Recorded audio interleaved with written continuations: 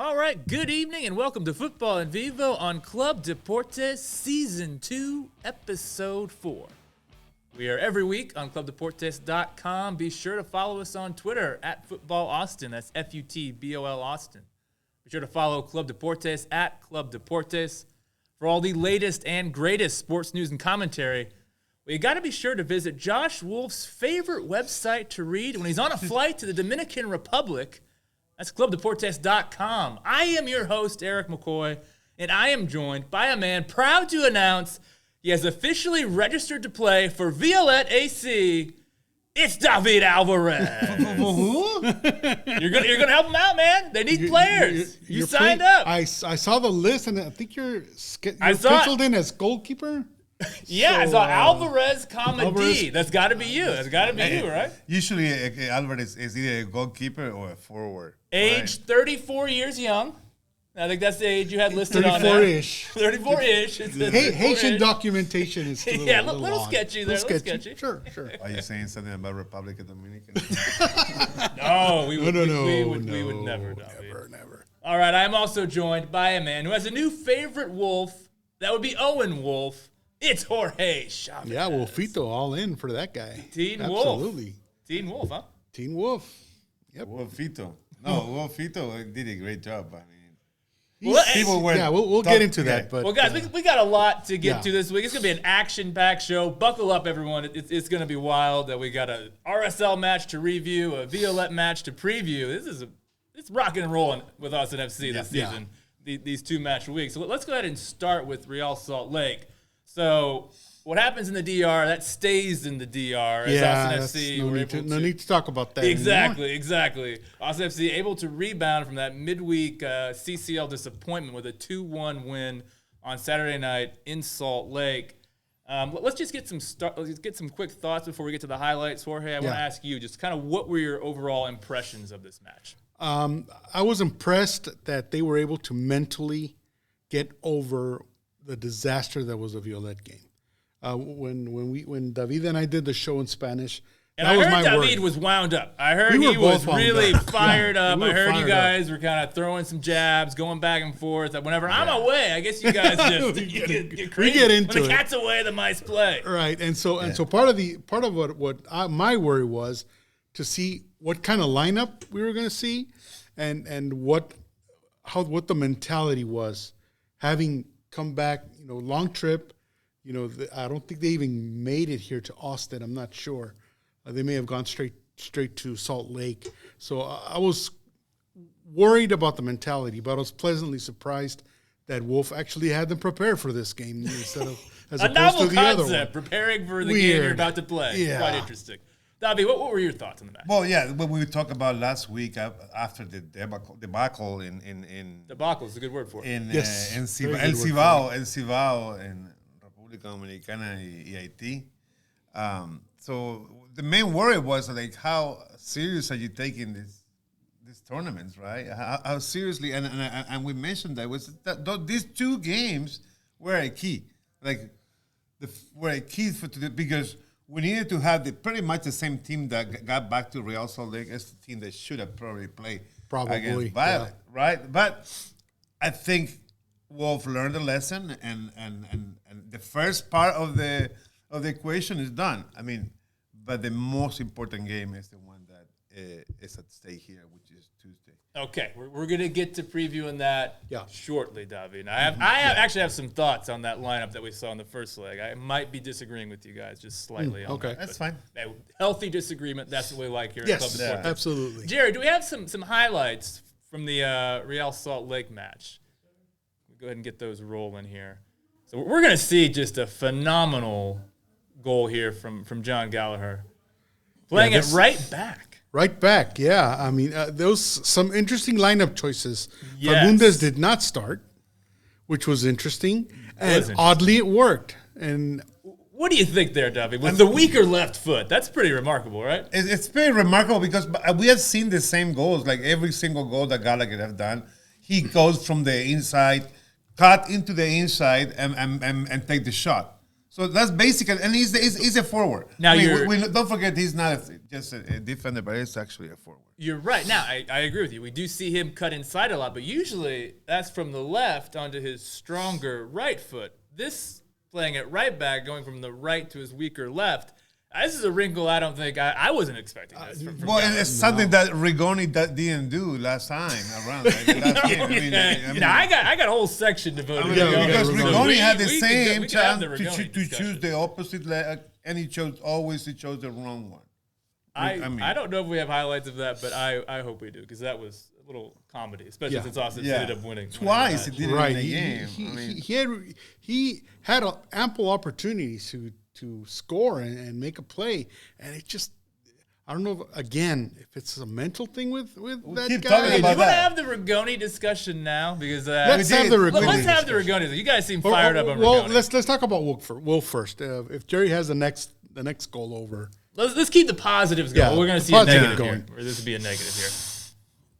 And I think you're usually critical of Stuver, David, and usually I'm kind of against your criticism, but in this case, I think Stuver could have done better with this. Yeah, he definitely could have. It's like even it's not a big, strong shot either. You know, it was after the bounce, placed. After the header, which is header in the area. It's usually a goal, two-header, but he didn't have enough time to do it. Just the other guy barely hit the ball on a volley, and he should have got the ball. So you agree? Stuver should have. Yeah, I still should have got the ball. I think it was on the wrong foot. Yeah, he was like leaning towards the wrong. For everything he did not, he had a great game. Real did. It's just that one, and a great game against Violette. He had a great game. Violette could have probably scored more if you think about it. Actually, we could be trying to dig ourselves out of a deeper hole. It's hard to blame it on the Stuver. He has done so much. Yeah, absolutely. Yeah, everyone's allowed a mistake. He's allowed a bad play every once in a while, but and he was just kind of a little bit flat-footed, or maybe leaning the wrong way towards the trajectory of the ball. So now I have to ask it happens when the ball ping-pongs in the area. Sometimes that happens. The problem is that area where Stuver is he never had protection. It does not have protection. You blame the center backs? Is that what you're No. In the position right now, in the last three goals with Violette, the guy in the middle that was able to hit the ball, it was by himself. There's no pressure. There was no marking. Kind of here too. You see, there is no pressure on helping. Set-piece defending has been a little wobbly for Austin FC. It's been a recurring theme there. Now, David, I have to ask you, pretty kind words for Stuver despite this mistake. Does it have anything to do with the fact that a video you posted of Brad Stuver got you quite a few likes, got our channel here quite a few likes. Instagram channel. On social media? Does that have anything to do with why you're kind of buddying up to old Brad? It might be, it might be some, just subconsciously. You're easily influenced. Yeah. Your journalistic integrity is easily compromised. Stuver has a lot of stuff that I don't like from a goalie, right? But for what we have. There we go. He doesn't have the feet. People play with him. He doesn't control it. He doesn't take good decisions sometimes. But overall, it's just a wonderful goalie to have in the team. I think he's part of the main core of Austin FC. He's definitely one of the core guys. So. Absolutely. I think he and Fagundes are kind of like the heartbeat. Drewsy, of course. I think kind of the heartbeat exactly. of this so, team. Could be becoming part of that heartbeat, though. Young Owen Wolf. Jerry, could we get a little Owen Wolf action going here? Yeah, he impressed me in this game. I thought he and Pereira were really, really good in this match. Yeah, and like I said, in comparison to the Violette game, these two guys were the ones that concerned me the most because they're the youngest guys in the lineup. That's the call. It's really young. That's the screamer. It's very similar to what Gallagher did too. Not great defending here. No one. They let him. Nobody marked him. I'm not looking. He did not look. No, when he hit the ball, he did not look. He was looking down. I didn't know that. I just figured it out. Yeah, and so awesome. So that was impressive that from these two guys that they were able to mentally get over that. And in fact, they really didn't play all that badly in Violette. So there was really nothing to fault them for. It's just a little, they probably lacked a little playmaking ability. They could have maybe put a little more pressure on the Violette defense, but they're young guys. They're learning. Yeah, I think especially with the center back crisis that is currently afflicting Austin FC, Yes. and the fact that Ring is had to move back into a center back role and played quite well, I might add, as a center back. Right. You feel okay about having to move one of your best midfielders into central defense because those two are playing so well. Like you feel okay about it. I think I would be pleased to see the three guys in the starting lineup, because they could change on the fly. And if Ring's having a little bit of problems with the forwards being a little faster, put Pereira as a semi center back and have Ring up front. They could do that on the fly. I'm just saying. I'm not saying There's that I want that to happen. But yeah, I'm not quite sure I'm ready to see Denny Pereira starting center back just yet. But I agree that the fluidity of like, okay, you can drop back, Ring can push forward, and kind of And especially with a guy like Gallagher. I mean, that guy's so impressed. I'm so impressed with that guy. It is really remarkable. And I put something on Twitter that, first year he was a forward. Next year, after that, he was a left back. Now he's a right back. And he's played very well at all three of those positions. That's one. He brings goal, jack of all trades to have. And so, I wouldn't doubt that he'd play well playing center back as well. I don't want to see him as center back again. You just want to list everybody as center back. It's a real designated player. He's a real designated player. Hey, David, show some love for John Gallagher, right? I think the guy's been remarkable, right? I mean, I love him. What they have done, the first goal at Q2 Stadium. I think he's pretty much cemented his status as one of the core guys that we just mentioned. Yeah, and St. Patrick is coming out too. Yeah, we need to celebrate that. It is. Now, I do want to ask. So Gallagher on the right, playing right back. That means Jean Kolmanic has re-entered the chat as left back after being on the bench for a good chunk of last season. Year, Are we sure this is what we should have going forward as the fullback pairing, if you will, like? Kolmanic at left back, honestly, Gallagher at right, or do you think Nick Lima? I don't think really did a whole lot wrong to lose. He didn't play well as a center back at VR. Definitely. That was definitely experimental position. Yeah, in that game. But when he's played right back, I think he's played well against RSL in this game. Because that's his natural position. But I think what's going on a little bit is a little bit of experimenting to see how that works, so that when Kolmanic is on the left back and Gallagher on the right, they have a little more speed. I think Gallagher tends to be a little more offensive-minded than Lima. Lima's more of an assist, throw it in the box type of guy. Mm-hmm. Yes. And Gallagher's more like he'll drive in there and make we actually saw that goal against Montreal, right? Was Lima crossing into Gallagher, had moved to left wing at that point, started at right back, finished the match at left wing, and then Lima crosses in and he heads it to Rudy. So. Right. So, but what I did find interesting is that Lima came in for who did he come in for? In this match, Lima came in for Finley. For Finley, which was interesting because it was not a position for position situation.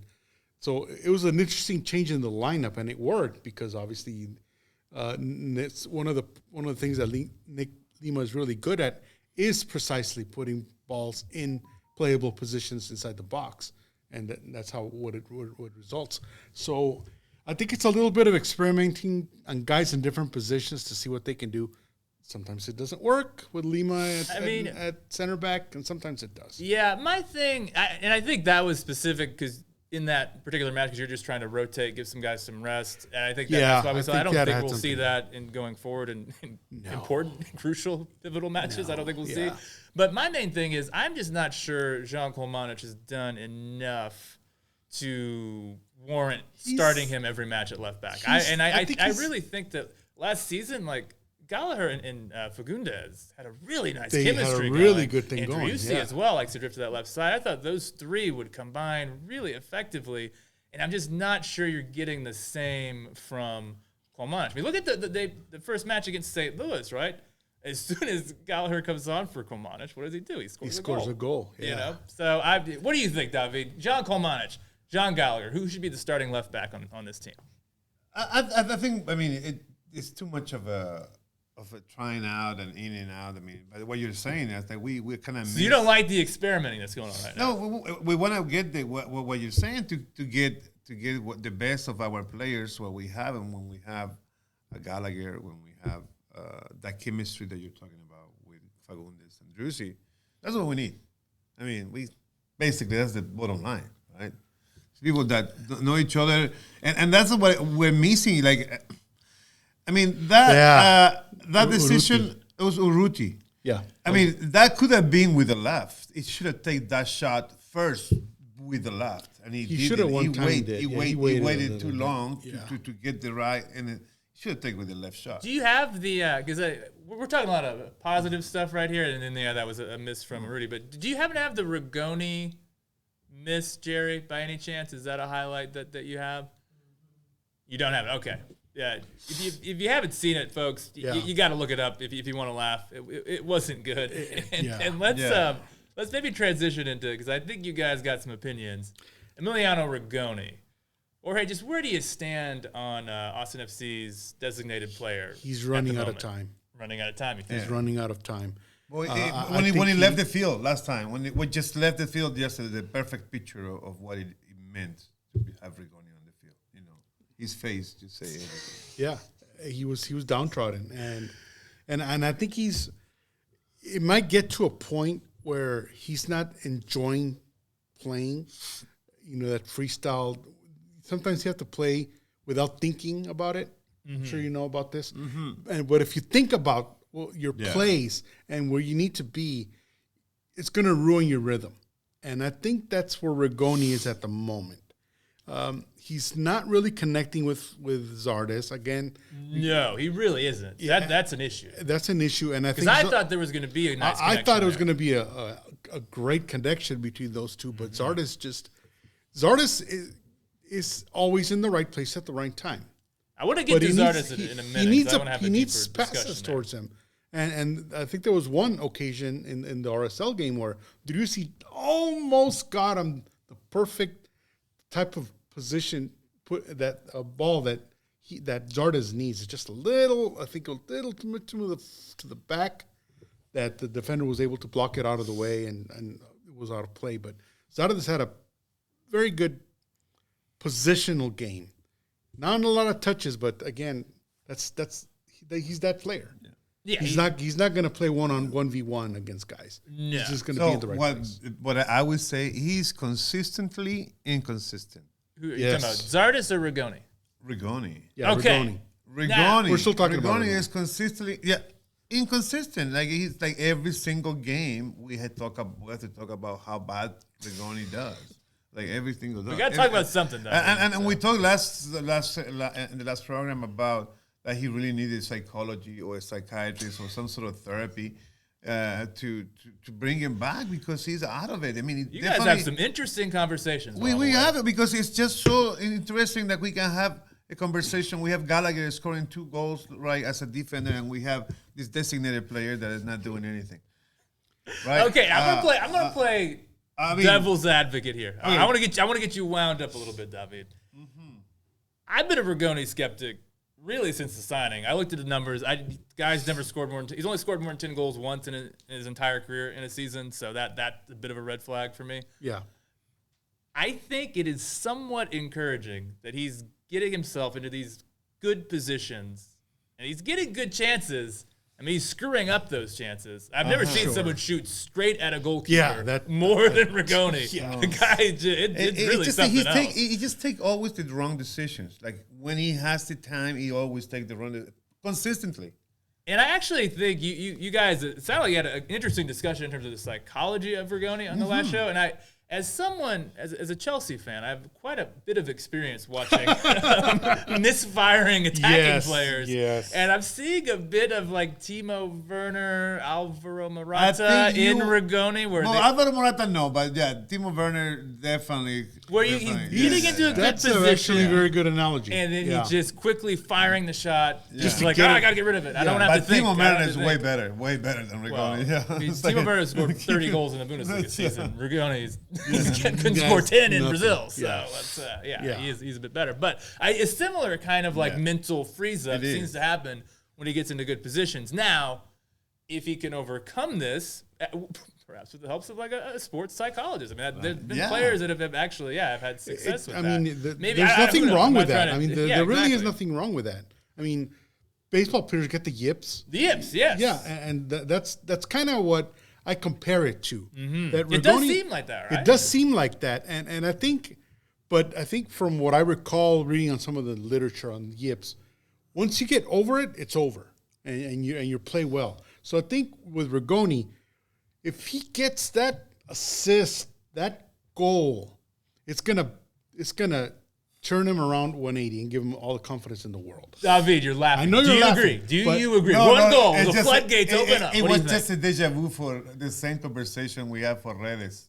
We're still waiting. Oh my God! Man. Everybody went running ready to score a goal because his life is going to turn around. Everybody's going to be happy. To be fair to Rigoni, while I question his credentials, he does have greater credentials than Redis does. Yeah. So if he can get a goal, I agree with you, Jorge. I think more may follow. I still don't think this guy is a designated player. No. Level of player for us. Rigoni, no, he's not playing at that level. Certainly not Redis. Redis is certainly not designated player level. We don't want to confuse anybody. But Rigoni, I do think if he can get a goal, get an assist, I think he could end up being a respectable player in this team. A useful player. Useful. David. Yeah, he will get to know Redes. No, Redes is actually. They can have a lot to conversations on the bench, right? Redes in Spanish, is net, goal net. So that's what the meaning of Redes, goal net. Nice. So if you get to know the goal Redes, you get to be that definitely. But if you're not familiar with Redes, then. And he's not familiar with Redes either. No, most certainly not. Okay, so I want to talk a bit about another attacker on Austin FC who has yet to score for Austin FC, and that is Giassi Zardes.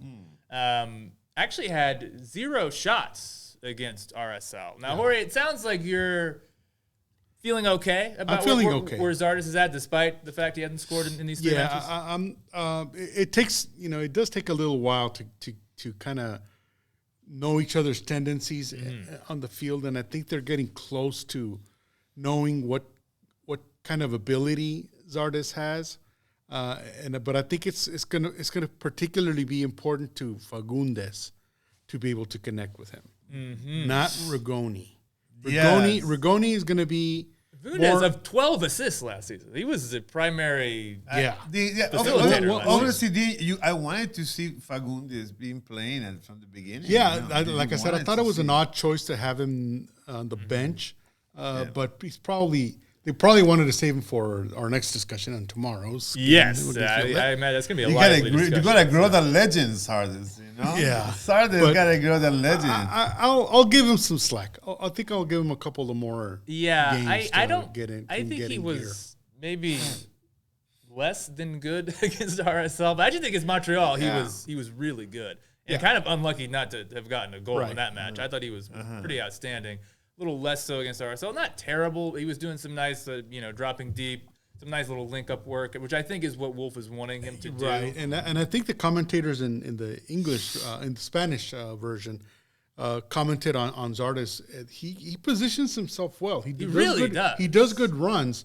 but because the ball isn't passed to him or even close to him, that's kind of stuff you don't really pay attention to, and you don't hear his name being called, so you think he's not doing anything. Yes. And that really wasn't the case. I think he was moving well. I understand that Zardes is more like a Chicharito type of player. Yes, exactly. Okay. That's I think exactly you're onto something there, David. Yeah. It's he's a poacher. That's the word. The poacher. That's the word. And the poachers, they don't work all the time. The poachers, they're just poach, there waiting. You have to be patient. It's interesting because I think you're right. I think eventually that's what he becomes, like in terms of like a build-up, is he'll just be the guy that finishes the move. But he does do a bit more, I think, than Chicharito in terms of like dropping in front of the center backs, receiving the ball. Like he is an outlet for the team. But he's not the problem. The problem is Rigoni again. Rigoni is the problem. It's not him. I agree. Because you don't have if Zardes and Rigoni, they don't connect to each other. It's like we need to do something about it really quick. So I think that's weighing heavy on Driussi to try to involve Zardes more because Rigoni just isn't doing it. Driussi, right, and Zardes. I mean, in the top. So I just want to ask, David, are you you're pretty down on Rigoni right now? I'm pretty down. And the thing is that last season we give him a chance every game. We will give him another chance, and in every game he shows that it doesn't have what it takes. So do you think? I mean, Ethan Finley, are you ready to see him replaced? That was the regular right back right winger last season. I would rather see Finley. I would rather see Finley. Wow. Okay. Yeah, we can see Finley in anybody but Rigoni. Okay, here's what I'm going to say. I mean, I don't want to trash on Rigoni all the time, but honestly, he needs. He does. But something's missing with Rigoni at the moment. There's just a little connection that's just not happening. Yeah, and I think Finley, but you can see how good he is. He's technically, he's very gifted player. You could see it, and it's just not connecting. And I think the mental part. You don't think it would be worth it? I mean, 9 teams make the playoffs in the MLS Western Conference, so you can. I think experiment a little bit, and if in the long term, I think Rigoni's ceiling is higher than Finley. So we'll be experimenting every single game. Every single game we've been experimenting with them. I mean, come on, what more than you that? You want 100 games? Well, hey, we haven't had the trademark David Alvarez 6 games haven't even been played yet. So give the guy a few more games. Right? So give him 3 more games. There he is. There's our guy right there. I think give him a little bit longer to try and see if he can acclimate. And again, I think it is encouraging that he is getting into these spots and getting good chances. I just think just has to get the one. Just has to get the one. We need to be flexible. I think and I think what'll help is with something that I actually asked Driussi is that if it's by choice to have him play behind Rigoni so that they can connect better, and he said yes, that's the plan. I didn't like that at all. I like Driussi on the left. I don't like him at all. That did not. I like Driussi on the left, behind Fagundes. I think that the reason why he's playing behind Rigoni is to give him the confidence to do something. But it's just not working. That's the this is what I don't like that because you have one struggling player in Rigoni, and you're going to take your best player. And then take him out of his best position to try and help the guy who's struggling. So now you're compromising. That's exactly what's happening. Rigoni, that's exactly what's happening. You're compromising your best player by playing him out of position. Because if you have Finley in there, Driussi really, honestly, he probably doesn't have to worry about it, and he can play in his more favorable position behind Fagundes, where they did wonders last year. Yeah, and that'll give Owen, Wolf, and Danny Pereira an opportunity to learn from a guy like Finley. And all of this is going to help Zardes. Yes, absolutely. Because he's going to have all these guys around him who can feed him the ball.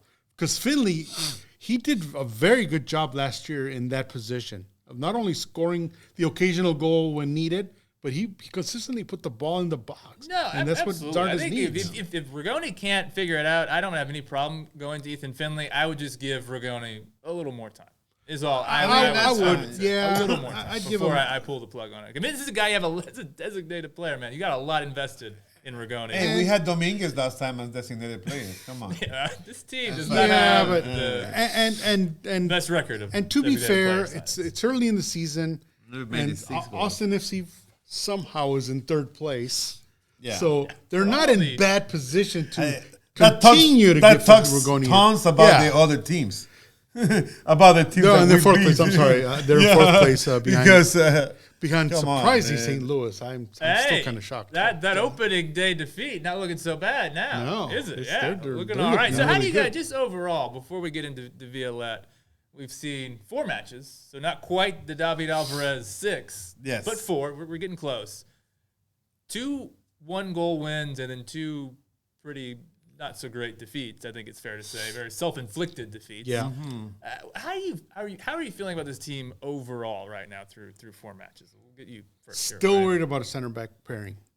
Okay. I think so you're not convinced that Alex Ring is the answer to all of Austin FC's not long center term. back No, prayers? I think he'll be serviceable until Cascante comes back, which is in another 5 weeks, if I'm not mistaken. But Ring, I think, is going to be. He's due for a bad game, unfortunately. Because I think he's been good so far. He's been good. And I'll tell you what, one of the underrated things I think about Ring so far at center back, I mean, Austin FC, we know, build out from the back. That is one of the keys. And having a midfielder at center back, and a midfielder's passing ability, and a midfielder's ball control, I think it's particularly against Montreal, it really stood out to me just how much smoother Austin FC were able to build up play in that match versus whenever it was Gabrielson and Cascante last season. Yeah, in that aspect, yeah. I mean, I think Väisänen's a little better on the ball than Gabrielson. I think from what I've seen. as well. I think both Ring and Väisänen are a little more offensive minded. Leo Väisänen, he's a spectacular player, passing balls into the box from way back there. Yeah, he's not just throwing it by chance. Yeah, he studies to see where the guys are, and he puts it pretty close. Yeah, this isn't like like the long ball, like game a hopeful ball out there. No, these are long passes. These are passes. These are passes. So that has made it a lot more smoother. They're going to have to, because of that, they're not relying so much on Stuver to play with the ball at his feet. I 100% agree with you. And right? if that helps Stuver, the better, where they don't have to involve him offensively, I think it works. Your prayers have been answered, man. And I think his prayers have been answered as well, Stuver, because he does look a little nervous every time the ball is passed back to him. There was that one instance in there it is. RSL. There it is. That's the famous picture right there. Yeah. That's your camera work, David. And look at that question by Jorge. Oh, always. Chavez. A true journalist. Camera, Yeah, I did ask him if that question, that when I asked him that question to see if it was about the communication in the support section end, and he says, and he thought I was going to ask something else. I think he thought he was going to see if he learned Finnish because Leo Väisänen and Ring, they're from Norway. So, but Finland, I'm sorry, but he's not going to learn Finnish. I think he's made that pretty clear. But I think he's happy. I think he's happy. I think he's relieved that a guy with so much experience in Ring and a pleasant surprise in Väisänen have calmed him down. Because losing Cascante, Cascante and Stuver are very, very close. And they work very, very well together, and they know each other's instincts and positions and all that. And when he saw him go down, I think he panicked a little bit. And now I don't think he's as panicked anymore. Okay. So, Davi, how are you feeling? I'll actually get your thoughts on both. How are you feeling overall about where this team is, and then how are you feeling specifically about Alex Ring, the center back? Well, the center back, we talk about that last few times about how that's the only solution right now. And it's Ring playing that position before in New York. And there's nobody else playing in that position now. And I think he's doing great. I mean, is it a long-term solution, or do you think this is a short-term stopgap? Right now, when we talk about long-term length, in football, it's only short-term solution. It's like it's only what have you done? Till he allows 3 goals in one game, obviously, you want a big, quick defender that you're gonna get somewhere in, I don't know, Haiti. Couple of tryouts maybe tomorrow. But definitely we need there. But the team is not looking good overall. It's not looking good. So you're not. So 4 matches, you're a little concerned. I'm very concerned. Very concerned. I was very concerned, especially with the game on Cibao. The team is in 4th place right now. But in Dominican Republic, you lose with a team that has not played in a year. We talked at length about that. But not only you did not do that, but the team wasn't there on time. They got there late too. That's right. You did not, take the game as you should have taken it with the players. You needed to take it. I mean, that's for me. That's very worrisome. So for me, I say last game. Last show, that these 2 games were decisive for what was going to happen. And the To first shape game, the rest of the season. this rest of the season. So the game on Tuesday, I mean, that's what for me would say. If I'm worried, I'll tell you after Tuesday, right? Okay. Because right now I'm really worried. You love to answer these questions. Worried. Tell me after the next game. No, because I'm very worried. The team is not looking good. We don't have enough backup. Like the center back is like the position in the back is like everything is like trying to pull pieces from here, pieces from there. You have Gallagher playing here. You have Kovacic playing there, and it's nothing really. And then you have Sardes not scoring goals and Rigoni not doing anything. Then you have to do something about it, right? And I think. Yeah. Tuesday is going to show. Can we do something about it? It's going to be 24 hours to kick off. Yeah, we're just about there. I agree with both of you guys in terms of ring. I think this is probably a short-term fix. I would feel a lot better if also FC, I woke up to the news tomorrow. They have signed a new center back. Yes. I think that is really, even when Cascante comes back, I think you need someone there. You need someone I don't know. There. Yeah. Talk about Amro Tarek. Did not look very good in his. Everything we worry about it. We know Keller's. I think it was absolutely, and we talked about this just before the show. Absolutely the worst time to have him start and play in a game. Yeah. Away from in a foreign land, with questionable field. You don't know your teammates very well yet. Playing with a right back as your center back partner. Right. But what was worrisome is like we're not having players coming up. Like we don't have players coming up. That's another problem. Okay, let's go ahead. We're talking Violette right now. Yeah. Let's talk about it. So just to kind of recap that first match. So you guys were pretty unhappy. I'm sure the whole fan base was. It was embarrassing. It was an embarrassing loss. It certainly was. But you guys specifically were unhappy with the starting 11 that was out there. Yeah. Yes. Okay. I thought people didn't know each other. Yeah. They never played together.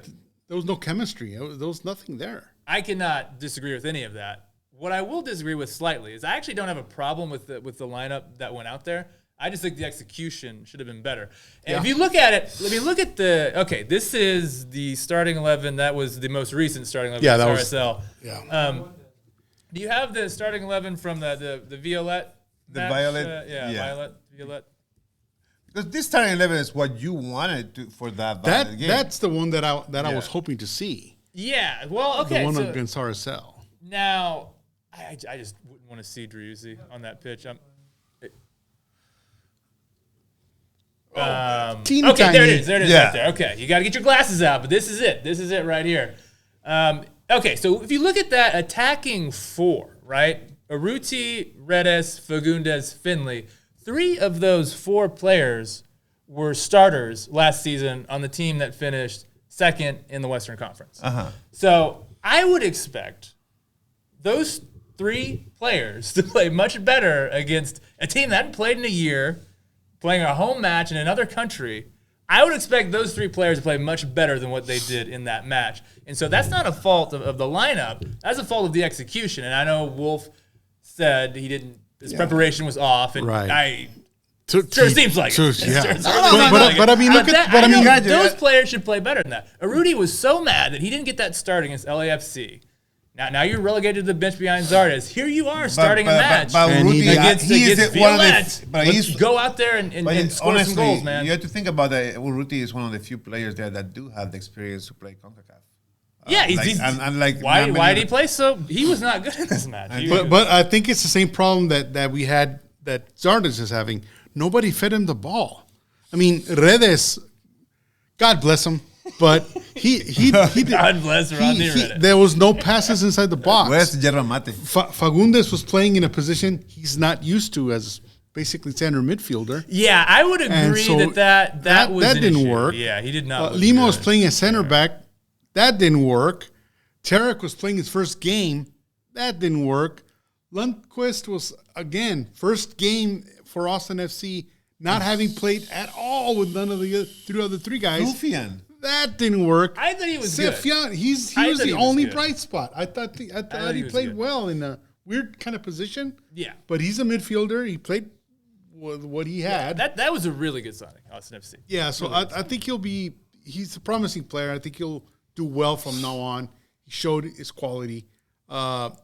but it's going to be hard to supplant Wolf and Pereira at the moment. Yeah, those two are definitely the starters. But yeah, if they need a break, I have no problem going with Jufal. But really, okay, and I agree, the defense was obviously not good against Violette. Yeah. But to be honest, if that attack, which again, 3 of the 4 were regular starters last season, if they get 1 goal, 2 goals, and all of a sudden you're looking at a 3-1, a 3-2, that looks a lot better than a 3-0. And they did look pretty aggressive to start the game.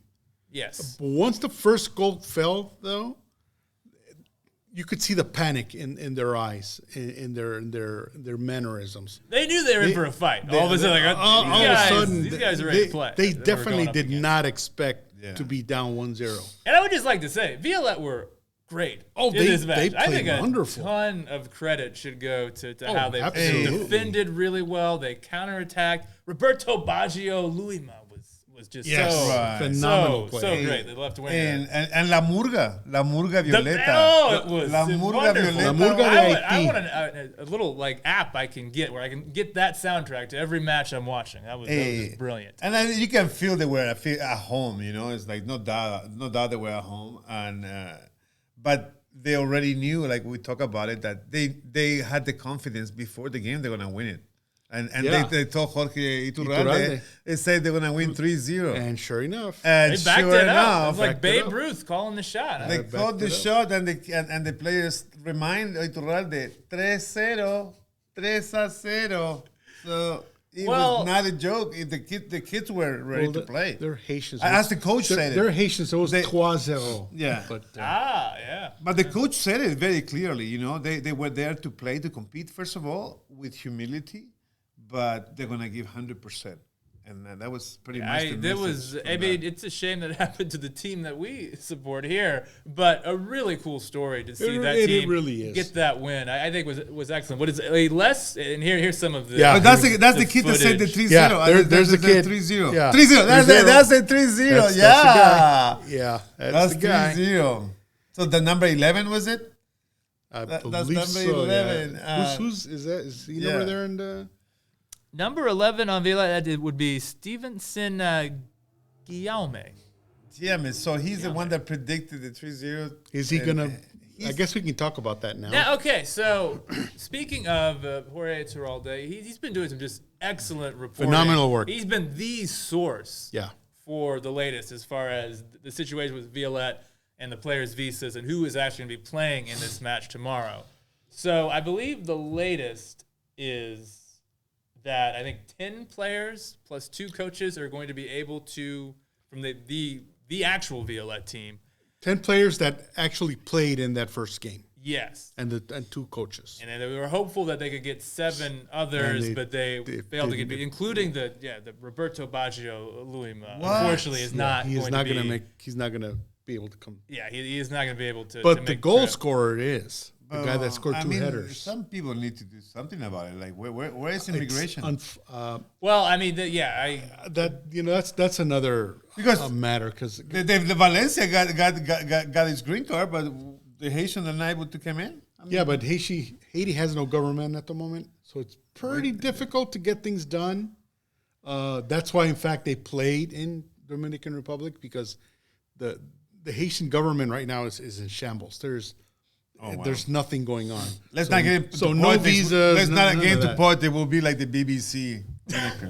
You don't want to be, Gary Lineker. That's the 3-0. That's the 3-0. That's the team celebrating with their fans after the game. Of course, Iturralde gets a sad Josh Wolf walking off. Oh, that's great. I think when was it the guy that told him the 3-0? He's in there somewhere, but this was. This is just excellent. But I think I also saw on the Club Deportes Twitter, there was some footage outside the stadium after the match. There it is. That's what I'm talking about right here. This is just fantastic. Yeah, I'm happy for the fans. I mean, because Haiti, God bless them again. I know. It's been, it's not one thing, it's another with this. It's not a hurricane. It's good for the soccer in Dominican Republic too. So, if it's not a hurricane, it's an earthquake, or it's a coup, or something's always happening to those poor people. The Tonton Macoutes, And so, if it gives them a little bit of lift, sure. Yeah. So you're going for Violette tomorrow, aren't you? You didn't let me finish, but that's going to end tomorrow. Okay, now let's get into it, right? So this is going to be a very compromised Violette team, right? Because you're to fill it. Obviously, 10 players is not enough to even field the full team. So what Violette are having to do are register players, or they actually, I think, before the tournament, they kind of saw this coming. They knew they were going to have this issue, and so they had pre-registered some, I guess, Haitian U.S.-based players, some players maybe used to play for Violette, and that's just going to be filling out this squad. Maybe they can call Jean Besayur from Chile. He's Hey, half Haitian. Whoa. Jean Besayur. Whoever's available. I mean, I heard Gareth Bale's name Gareth thrown Bale, around there. yeah. So. Now, wouldn't that be something? Gareth Bale turns up at Q2 tomorrow in a Violette In a Violette jersey. That would be something. But is it for I can play. You're on the roster, I think we mentioned, right? But I mean, so this is kind of a must-win, right? With what's going on with Violette. Absolutely. Not must-win, must yeah, win by four goals. Yeah, because they have to. If Austin FC don't advance, I mean, that's pretty bad. Do you guys agree for it? Yeah, absolutely. But unfortunately, I don't want to say unfortunately, but I think the strategy for Violette is going to be, first of all, they're going to have 7 new guys, 5 to 7 new guys that probably have never played with the 10 guys that are coming. But you never know with this voodoo, man. And I think of the 10 players that are coming, 7 were actually started that game. So it's going to be, 4 positions of absolutely new players that have never played before. Now, I think the entire defense is there. Is intact. So the defense that kept the clean sheet will be at Q2. So that could be a bit of a problem for us. But one thing that it's going to be the physical game again. They're going to play pretty much the same they're game. They're going to the same game that they had. They're going to play 10 players in the box. They're going to play how the coach said it. You know, they're going to compete, and they're going to play 100%, and they're going to be humble. And then again, they're gonna try to look for any errors and look for that big. Yeah, because the same way they did the goals, the same way that they're gonna be opportunists. They know what they can and what they cannot do, and they're gonna concentrate on what they can do, which is be opportunistic. Send the guy that scored the goal in for breakaways or whatever. Yeah. But one of many things is that they have Driussi now, and he's not. That's half of the team. He's not. He's pretty much the team, and the attacking part of the team. Yeah, sure. and Zardes. So they're gonna go full strength. Yeah. In my estimation, because they have to. They have to. This is just too embarrassing to just not. And you need to score quick. Like you need to score. Like you need to score before 2-3 goals by halftime. Easy. Yeah, before halftime you need to score at least and one they're going goal. to start one goal at least before. They're going to start before the super aggressive. So if they score, it's over. Yeah, if Violette somehow scores, throw in the towel. Just so it's really tough. Concentrate on the season. So do you think the Austin FC need to advance, or is this just would be too embarrassing? It's too embarrassing to forget. It's the first time in history the team goes. Would this be more embarrassing than the defeat to San Antonio last season in the Open? Yes. You think so? Yeah. San Antonio won the USL Championship. They're not some little team. They're a very good team. Hey, they're very good this year. Violette SC is the best team in Haiti and in the Haitian Republic. So they're the only team. Well, but they have some teams in the national team. You have to respect. They're actually to respect Haiti for what it is. Like they qualified for the women's, qualified for the World Cup against Chile, like last week 2 weeks ago. Right. So they're not newbies in soccer. When they're not the Dominican Republic, they're not the Venezuela or Panama. They've been playing soccer for a long time. So. It's Haiti. Haiti. Yeah, you're right, David. They do have a history there in Haiti. Maybe not. It's just a disorganization. Exactly. That is. I think that the football federation. But a good nothing that a good coach cannot solve. Now, you seem to be a big fan of this coach, David. I Are you love kind it. of whenever? But I look at I it. love the way he would talk. He's the way I look, want. Every coach should talk the way he did. But look at it this So way. eloquent. Do you guys know in what place Violette is in their domestic league? No idea. No. They're 14th. There's 13 teams better than Violette. Wow. So we're going to have to do next week's show with bags over our head if Austin FC don't turn this around. I want to get to some predictions in just a moment. But we actually do have an interview clip of Josh Wolf talking about just kind of the situation and just the fair play issue of having a team play here in America with such a compromised. Yeah, this interview was this morning, if I'm not mistaken. Okay. Josh, I don't know if you are aware of the problems with Violette. They're having 7 players stuck in Dominican Republic. 4 of them, actually 5 of them, key players. What do you think about that? Are you guys going to have advantage of this situation? I don't know any of that, what you said, to be true. I don't utilize any of that information to tell players that our guys need to be prepared to play tomorrow, to compete and win and move through. I have, I have been in contact with some people from Violette, and the coach, after the media conference on last Tuesday, he was asking for fair play. What do you think about the fair play in these kind of situations? We are preparing ourselves and our staff and our players to go compete tomorrow, just like we did when we went down to the Dominican, and nothing changes. About the team tomorrow, Josh, what do you have in mind? Are you going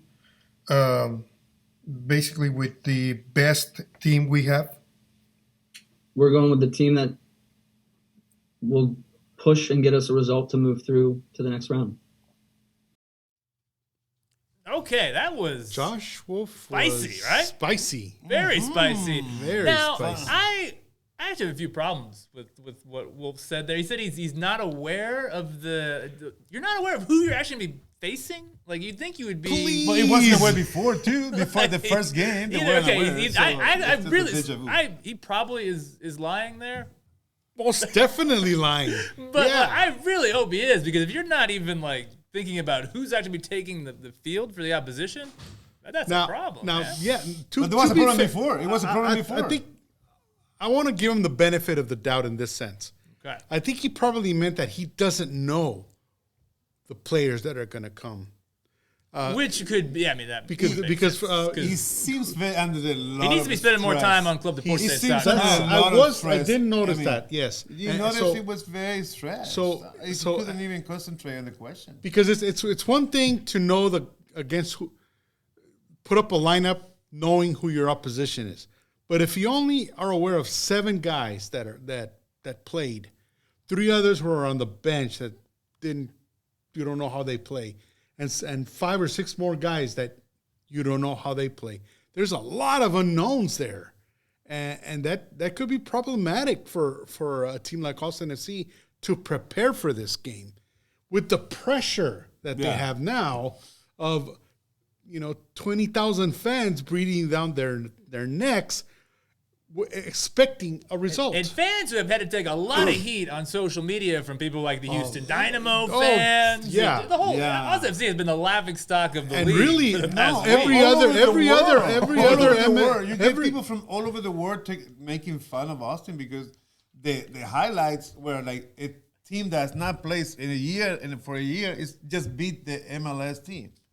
It's embarrassing, right? Second place in the Western Conference of supposedly one of the best leagues, one of the top 10 leagues in the world. In the world, beaten by a Haitian team that didn't play for a year. Now, I want to ask you, David. You were speaking earlier about the Haitian coach, the Violette coach, of just how passionate he was, just how eloquent he was, how he spoke, how much that really reached out to you. Seeing Josh Wolf there, what do you get? Like, what are you feeling? You see, that's how he's talking ahead of this match. Well, it's a great question because it's exactly with the same feeling I had when I listened to him first, to the Haitian coach. The way he talked, perfect Spanish, by the way. He had perfect Spanish. But the way he was calm and he answered every question with a lot of respect. And that's when I heard that, I said, I wish our coach would be answering questions that way, with the calm and understanding and empathy that you have from a Haitian coach. And it's exactly the opposite will happen now in the early in the first company. He looked nervous. He doesn't look like he looked calm. worried. He's pissed. I agree with you guys. I agree. He's trying to get it out. He didn't look confident. And I don't know if it's going to change from one day to the next. Now that they actually kind of know, sort of. So yeah. Now, is it the question I have who for their you, guys are? David? Yeah. Do you think is it the pressure of the game, or is it the pressure of being asked a question by Jorge Iturralde? I think both. Is of he them. intimidated? I think It's both. gotta be both. I think it's gotta be both because you can see there was even in the second question there was like a innuendo or whatever, a continuation of the first question, which was not a good answer overall. It was. I mean. Yeah, I didn't like anything. It wasn't Usually, I do like And Josh Wolf what he has to say, but Yeah. that was not one of his. now better moments. the question was about the fair play. I mean, what is Austin really has no say That is in fair. that. Yeah. It's CONCACAF. CONCACAF could easily ask Austin FC, do you want to postpone the game for next week till we get these visa things fixed or whatever? At the same time, Violette had the responsibility to do this 10 months ago when they qualified to make sure there was a contingency plan in case the government didn't exist. Because it didn't exist 10 months ago. It still doesn't exist. So it's not Austin's fault that this has happened. But remember, Could that government Austin is FC important. It's important, but FIFA is very clear about. But they're the they're not should be government. involved. FIFA's not a government. And so they can't force a government to give a visa. I mean, it is. They can ask, they can help, they can do all sorts of stuff, throw some money at them. But Do like throwing money around people. it was out of their hands. And FIFA, to be honest, let's be honest, FIFA doesn't really care about CONCACAF anyway. But they'll care later when Mexican. But remember, teams and US CONCACAF teams- used to be FIFA. Okay, we're getting off topic here, Doug. Yeah, we're we are. just about out of time, and I need to Yeah. get some predictions from you Yes. guys. Huge match. It's potentially season-defining match, dare I say? Tomorrow Yes. night, Yes. David, Yes. give us a prediction, man. Oh my God! I think we're gonna win 4-0. 4-0, which of Yeah. course is good enough. 4-0. to I think we're gonna advance have in the two Drusi competition. goals and one Urruti and one Fagundes. Okay. The Mate Yeah. con Vos. Yeah, Right there. Mate con Vos is gonna be. I'm going to go out on a limb here. Okay. Okay. What do we got, man? I predict a Rigoni goal. Whoa! I predict a 4-0 win, A Rigoni goal. but a Rigoni goal and an assist to Zardes and 2 goals by Drius. And you're going to predict So a Zardes goal keep too? color save too? I'm sorry. So that's at the And Zardes the Zardes goal. via a Rigoni assist. And they keep color save. A keep color save. Okay. And wow. don't laugh, Jerry, man. and because there's going to be so much pressure. I mean, you saw Josh Wolf's demeanor right now. Mm-hmm. Think of what the players are going through right now. They absolutely adore playing in front of the fan base for Austin. Oh, yeah. It is. Zardes mentioned it when one of the reasons he wanted to come here was to play in front of this crowd.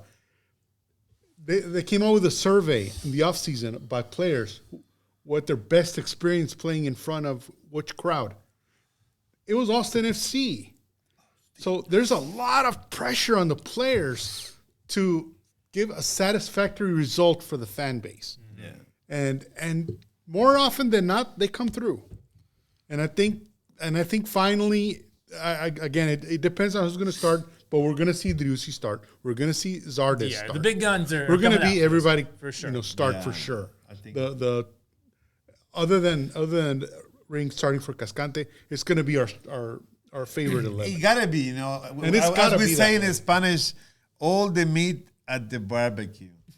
Toda la carne al asador. But if we see Redes in there, Boy, Change the channel. I don't want to see that. I don't want to watch that. We know man. if we do that, we see the importance that the Austin FC coaching staff is putting on this game. Yeah, it is. It's a key And it's game gonna for that. be It's a key game for very the coaching. For the disappointing. coaching staff, it is not only for football, but the entire coaching staff. It is the key game. Yeah, it's a key game. Okay, No doubt. I agree with you guys, and I do think Austin FC will get the job done. I'm going to go 5-0. I'm going to go one more. One more. I like your shout for a Rigoni goal. I agree. I was the Rigoni defender on this week's show, and I'm gonna. You're gonna go keep with it. defending him. You're going for I'm gonna keep Rigoni and defending it. Redis goal. And I Zardes too. I think Zardes will get his first Austin FC goal as well.